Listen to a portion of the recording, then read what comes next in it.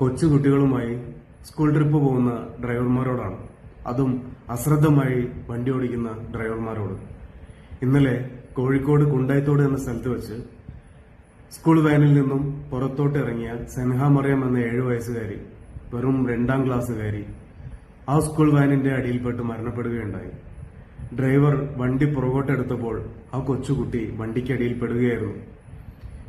ഡ്രൈവർമാരും ആയമാരും, നിങ്ങൾ എന്തിനാണ് ഈ കൊച്ചുകുട്ടികളുമായി ഇത്രയും ശ്രദ്ധയില്ലാതെ ഡ്രൈവറായി പോകുന്നത്?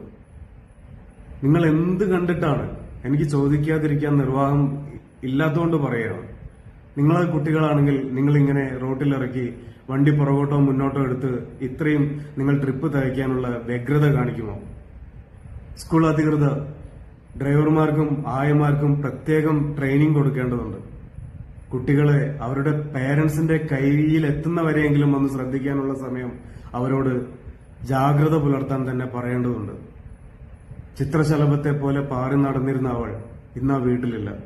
ആ വീട്ടുകാരോട് നിങ്ങൾ എന്ത് സമാധാനമാണ് പറയാൻ ഉദ്ദേശിച്ചത്? ശ്രദ്ധക്കുറവെന്നോ? മനഃപൂർവ്വമല്ലാത്ത നരഹത്യയെന്നോ? സെൻഹ മറിയം എന്ന കൊച്ചുകുട്ടിയുടെ വീട്ടുകാർക്ക് ദൈവം ക്ഷമ നൽകുമാറാവട്ടെ. ഇത്രയും ശ്രദ്ധയില്ലാതെ ഓടുന്ന ഡ്രൈവർമാർക്ക് വകതിരിവും ദൈവം നൽകുമാറാവട്ടെ.